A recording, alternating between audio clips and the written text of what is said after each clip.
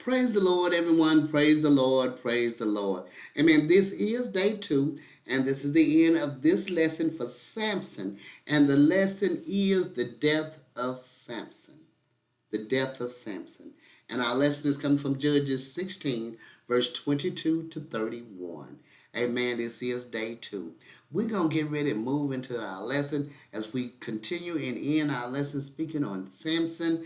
But first, we're going to have prayer. Amen. Dear God in heaven, we thank you, Father. We thank you for all the many blessings that you bestow upon us. We thank you for watching over us, guiding us, and strengthening. We thank you for making a way out of no way, Father. We thank you for strengthening us and building us up where we're weak, Father.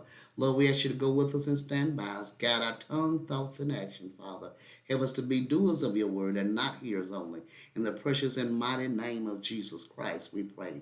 Lord, as we study your word, Father, we pray that you would open our eyes that we see, our ears that we hear, and give us wisdom, knowledge, and understanding from on high.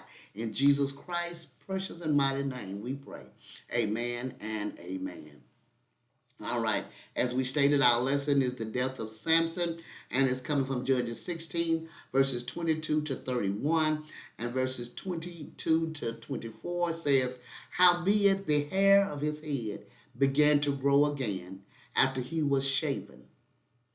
Then the lords of the Philistines gathered them together for to offer a great sacrifice unto Dagon their God, and to rejoice, for they said, Our God has delivered Samson, our enemy, into our hand.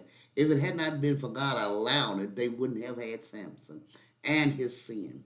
Amen. His lust after women. Amen. Verse 24 says, And when the people saw him, they praised their God, for they said, Our God had delivered unto our hands our enemy and the destroyer of our country, which slew many of us. Amen. Samson had did what God had wanted him to do. He had been judge over the people for 20 years, and he had also destroyed many thousands of them.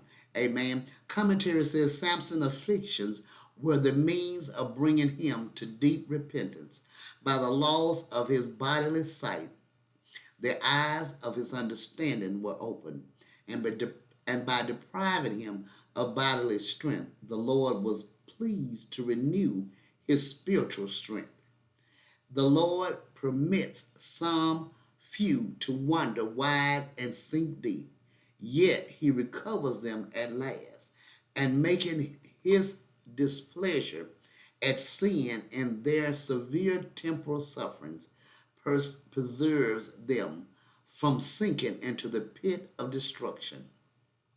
Hypocrites may abuse these examples and infidels mock at them, but true Christians will thereby be rendered more humble, watchful, and circumspect, more simple in their dependence on the Lord, more fervent in prayer to be kept from falling, and in the praise for being preserved.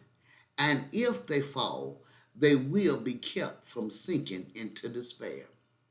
Verse 25 to 31 says, And it came to pass, when their hearts were merry, that they said, Call for Samson, that we may make a sport.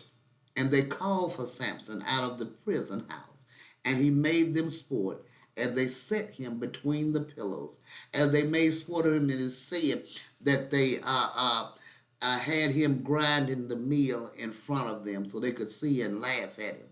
Verse 26, And Samson said unto the lad that held him by the hand, Suffer me that I may feel the pillows whereupon the house standeth, that I may lean upon them. The child did not know what Samson was up to, and the people that were laughing at him didn't know either. And Samson said unto the lad that held him by the hand, Suffer that me that I may feel the pillars whereupon the house standeth, that I may lean upon them. Now the house was full of men and women, and all the lords of the Philistines were there, and there were upon the roof about 3,000 men and women, and beheld while Samson made sport. Amen. They had about 3,000 upon the roof. I wonder how many more was on the inside and down in the other areas. Verse 28, and Samson called unto the Lord and said, O Lord God, remember me, I pray thee, and strengthen me, I pray thee, only this once, O God, that I may be at once avenged of the Philistines for my two eyes. Samson is now going to God and asking him for one last chance to go against the Philistines and to stop their laughter of what they are saying, what they have done, and what their God has allowed them to do. And Samson took hold of the two middle pillars upon which the house stood, and on which it was borne up, and of the one and with his right hand, and of the other with his left. And Samson said, Let me die with the Philistines. He did not even request to live. Uh, I would imagine he didn't want to live with the fact that he was blind on top of all that, and because he had allowed himself to fall in such a pit. And he bowed himself with all his might. And the house fell upon the lords and upon all the people that were therein. So the dead which he slew at his death were more than they which he slew in his life.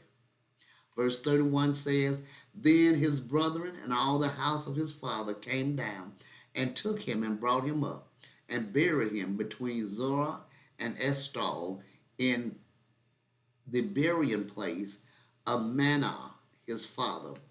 And he judged Israel 20 years. Samson had did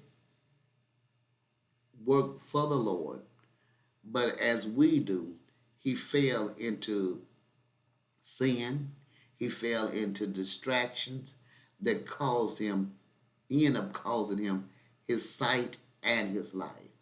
We can also fall into distractions and sin that cause us our life and our sight, our spiritual sight as well as physical sight. Commentary says nothing fills up the sins of any person or people faster than marking and misusing the servants of God, even even though is by their own folly that they are brought low. God put it into Samson's heart as a public person, thus to avenge on them God's quarrel, Israel and his own. That strength which he had lost by sin, he recovers by prayer. That it was not from passion or personal revenge, but from holy zeal for the glory of God and Israel, appears from God's accepting and answering the prayer.